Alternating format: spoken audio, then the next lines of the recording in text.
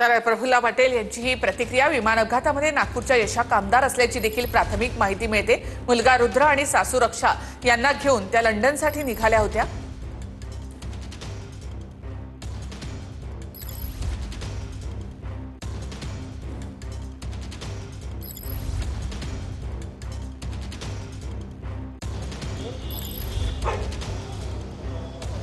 अहमदाबादमध्ये झालेल्या विमान अपघातामध्ये नागपूरची मुलगी नागपूरवरून लग्न करून यशा कामदार ही अहमदाबादला राहत होती।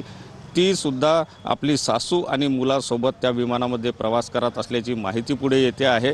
यशा कामदारचं हे माहेरचं घर आहे। याच ठिकाणी यशाचे आई वडील सुद्धा राहतात। त्यांना माहिती मिळाल्यानंतर सगळा परिवार जो आहे तो इथून कारनी अहमदाबादकडे रवाना झालेला आहे। या ठिकाणी जर त्यांचं घर बघितलं आपण तर घराला लॉक लागलेला आहे।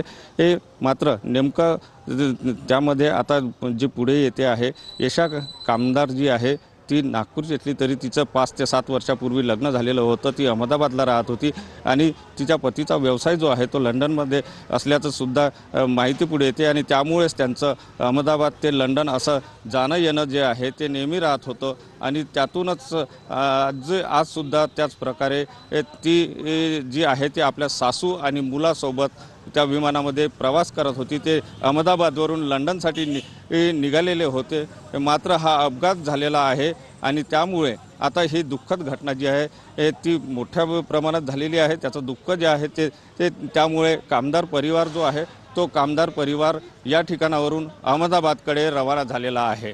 कॅमेरामन सचिन सयामसह सुनील ढगे, TV9 मराठी, नागपूर।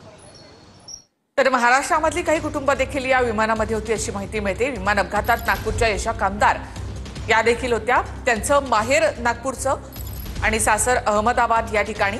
यशाचे वडील आणि कुटुंबांना माहिती मिळताच ते आता अहमदाबादकडे कारने रवाना झाली। यशा कामदार या आपल्या मुलगा आणि सासू यांच्यासह लंडनला निघाल्या होत्या। यशा कामदार आपल्या पतीसह लंडनमध्ये राहतात। अहमदाबाद या ठिकाणी त्यांचं सासर, त्यानंतर यशा आपला मुलगा आणि सासू